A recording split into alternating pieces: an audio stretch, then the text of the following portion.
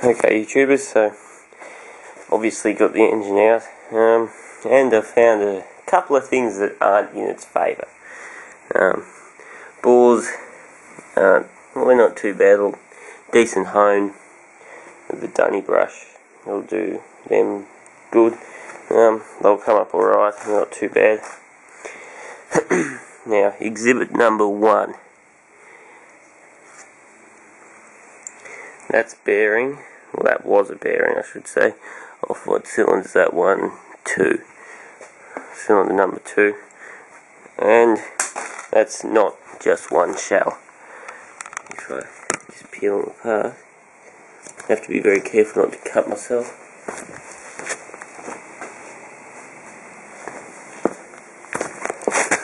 Because they're razor sharp, but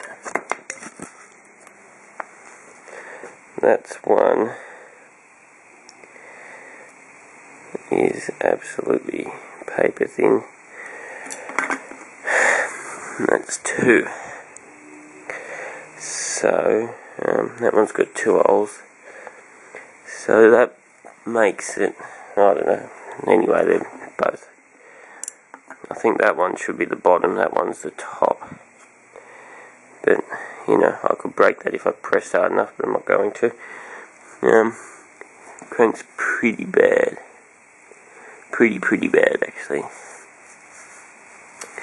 Although a light sand might come up alright, but I reckon I'll probably need to have it machined. Although really, to be honest, with a light, just to rub up with some wet and dry, that'll probably come up usable. Although it's probably needs to be reground. The rest aren't too bad. The rest will, you know, although there's a few flat spots in them. The rest did come up alright, usable anyway. But aside from that, there's plenty of other things that I found. Every piston, they're all the crank bearings, and they weren't too bad. You know, the main bearings. You know, that one's, yeah, I'm guessing that cavity's meant to be there. Looks pretty much machined into it. That was the centre bearing, I think. Isn't it? Oh no, that's the front. Okay, so that's probably meant to be like that. Oh yeah, they're all like that actually. That's fair enough too. Now the second piston, that's the only piston that didn't have shattered rings in it. They're the oil rings, and a few of them got caught because what happened was, when I pulled the crank out, second cylinder piston, and I think it was, well, 2 of them stuck to the crank anyway and pulled out as I lifted the crank. I didn't notice, so they lifted out with it, and the rings got stuck, so I had to pull them out, had to reef them out to get the actual, get them out of the block. But where is it?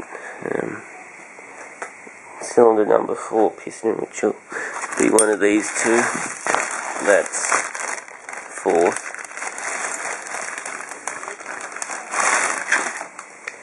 You can see it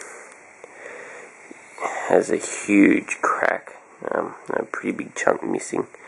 There's parts of the rings that were left. The rest is just shattered everywhere. Haven't tried to fit this back in the ball, see how much slop there is. Yeah, where's the back? Yeah, that's the back. No, there's not that much slop. They're pretty good in there. There's a little bit actually. But it's not that bad, you know. New set of rings, and you could probably excuse that. But you know, obviously, it's going to need new piston. So, new set of pistons. Rods are going to have to be checked pretty thoroughly, I'd say. Either crank totally reground, and probably resized too. Yeah, that's not too good there either, that sealing surface. So it's probably going to need another crank. I'll try and find a second-hand crank that's in reasonable, workable condition. Otherwise, 160 to get this ground, and then I'll have to, probably, the rods are going to want to be resized, especially number cylinder 2. So, that's $25 each. Then bearings just suited about 100, so already we're at what? 160 plus 100, so that's 260. So probably $300 for the bottom end.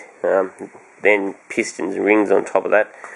And the valves are all pretty burnt, and well, not so much burnt as pitted. I've removed one of them, but they're all pretty much the same. The leak down test, they leak a bit of fluid out of them, so she's not happy.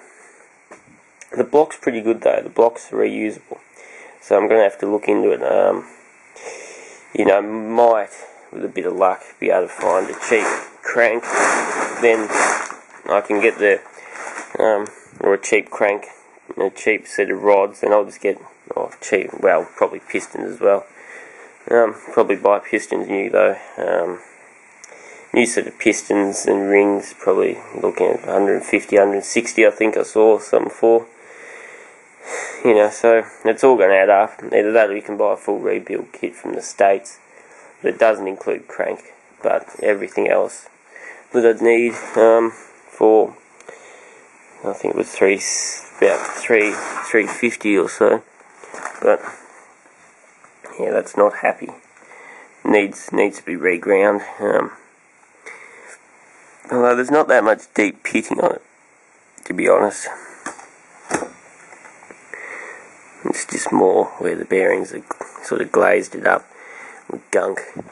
But if that's all that's left of bearings, there was a bit of a problem there. So between that, all the rings were broken except third cylinder. Yeah, it was a third actually, which was the one that had 110 pounds of compression, which was pretty good.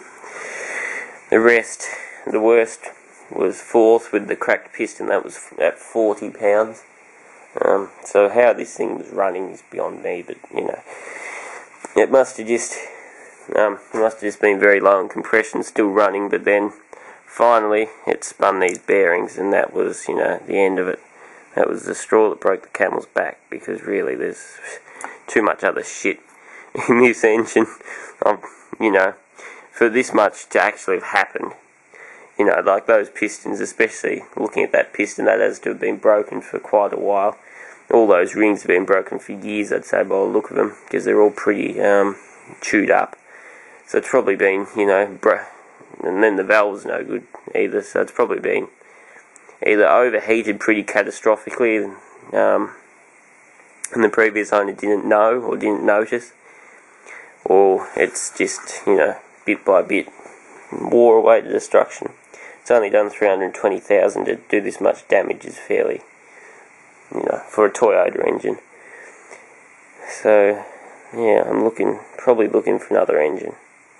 Unless I can get cheap crank.